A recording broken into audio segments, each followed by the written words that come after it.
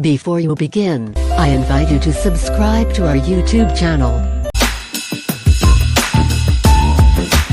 Hello everyone, welcome to year 2020, another new year, another new decade, another year full of promises, hopes, aspirations, and fulfillment. I want to welcome you properly, officially to this channel once again, and to thank every one of you who have subscribed to this channel.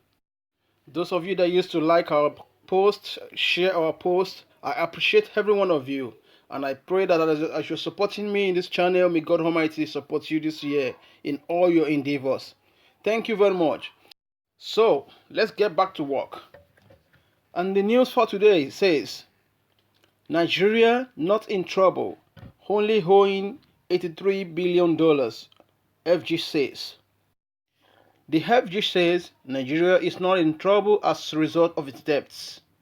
According to the FG, the country is only owing $83 billion. Going further, the government noted that the debt was an accumulation of successive government activities. The Nigerian government has declared that the country's debt stock was being misrepresented by those it described as scaremongers. According to the FG, the total public debt stock of the nation is $83 billion.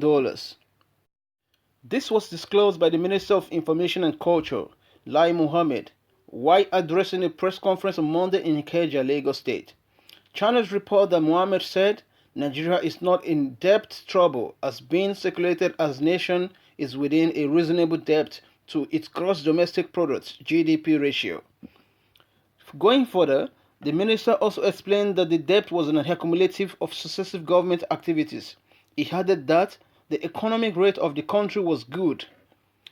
Recall that the Legit NG had reported that former President Olusegun Obasanjo on Friday, December 27, said between 2015 and March 2019, Nigeria's external debt profile suddenly grew from $10.32 billion to 24 trillion naira, or $81.274 billion. Obasanjo also warned that the country was currently sinking under this external debt, adding that something urgent needed to be done to save future generations from bearing the bonds. This is aside the $29.6 billion loan the federal government seeks to secure, he said.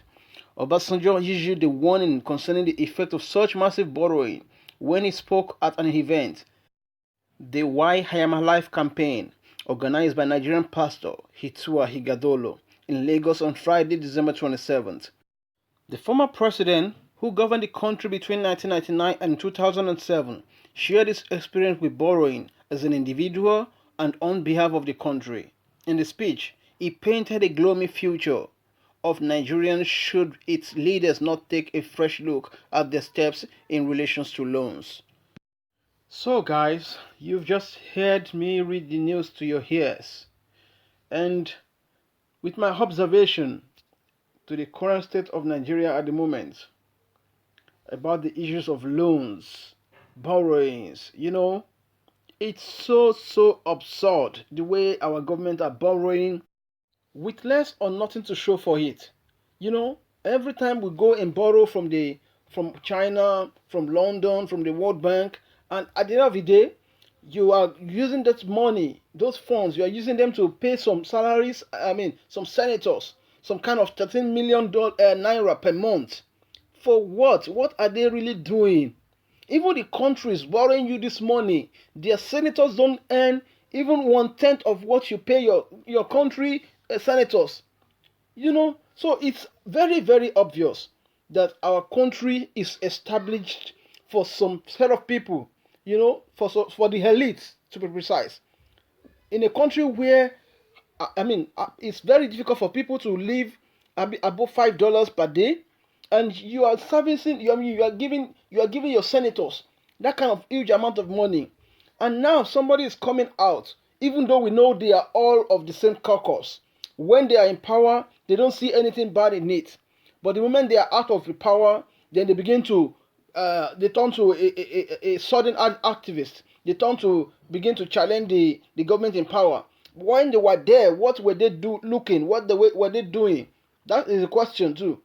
So somebody should not just come and be fooling us. Although it's good as they are calling our attention to it, because Nigerians, we are fond of, neglecting issues that matters. We go after irrelevant issues that doesn't affect us. So this kind of issues that is affecting us, we abandon them.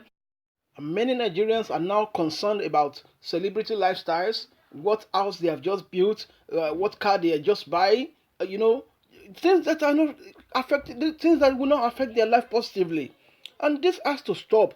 Let's begin to face issues that are concerning us, issues that affect our daily existence. Imagine how much these people have, they are borrowing on our behalf, even on behalf of our children that are yet to be born. This is 2020 now.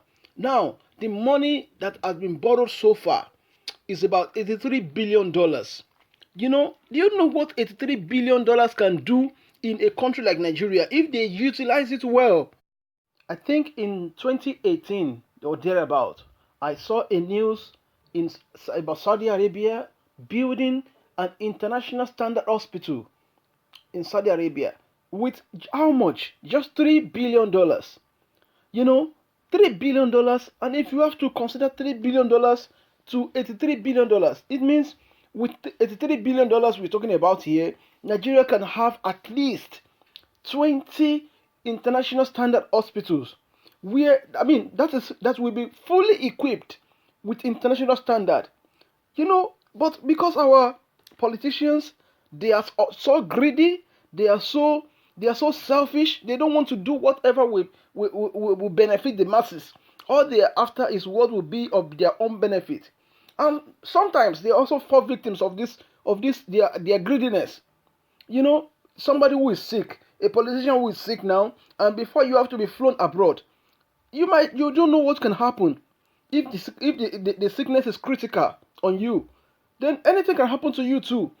And if not because many of them are shameless, how would you say you are a governor, you are a senator, you are a House of Rep member, you are a president, and you cannot facilitate or make available a good hospital in your country? And every time you are sick or every time you feel headache, you are having fever, the first thing is you are flown abroad for treatment, and you say you love Nigeria, and you are representing Nigeria, and you cannot be boast of basic amenities in the country, and you say you are governing a country or you are governing your state. You should be ashamed of yourselves. All of you should be ashamed of yourself. All our politicians should be ashamed of themselves if they cannot make available all those things that are essential to everybody, that everybody can be of benefit. That is not supposed to be the case. And now, Lai Mohammed is coming to tell us that the money we are owing is not a big problem.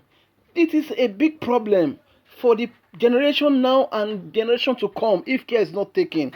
We need to now start to call them into orderliness, because it's not a cause. Many of them will not be able to spend more than 10 years or 20 years more on earth. Now, what are the consequences of this money they are borrowing for people who are coming, for our children, and for our coming children? Action is now. So I want to implore every one of us. It is time for us to start speaking up. Start leading protests on protests. Let them know what they are doing is going to affect us. As long as Nigeria continues to exist, this money will eventually affect the coming generation, either we like it or not. And another thing is, it's not a crime to borrow money, but when you are borrowing, you should be sure of using it well. Let the money yield profit, so that you can, if you are giving ultimatum to return, you're able to return when the time is necessary. Not just borrowing. And you say this $83 billion we're talking about is still aside from the $29 billion this government is still proposing to borrow. $29 billion again. For crying out loud, this is getting too much. This is getting off hand. And if we continue to look at them like this, they are ready to finish us with debt. The debt that we cannot finish paying in the next 20-30 years. So, the youth of Nigeria, let us rise up together. Forget about your differences. Forget about your tribe. Forget about your religion. Don't say because the president is from the north and you are from the south, or the vice president is from the east, or you are from, that will not help us. The people who are destroying Nigeria are from every geopolitical zones. So they don't practice ethnicity within their caucus. It is we that is, some of us are used to practice ethnicity, and it's not helping us. So it's now time for us to rise up together and stand together, and to reject whatever we don't want again. The way they misuse our funds, using our funds to do what is not necessary, should not be tolerated any longer. It is our duty to call them into order, because we choose them to represent us. And if we fail in our own capacity, in our own responsibility to call them into order, then we should have ourselves to blame as well. We shouldn't continue to blame them all the time when we know the right thing to do and we have failed to do it. So that is going to be my humble submission. Let us meet at the comment section. Let me hear your opinions about this matter as well. And please don't forget to share this message, and don't forget to like, and don't forget to subscribe if you haven't. Till I come your way again, thank you and God bless. Bye.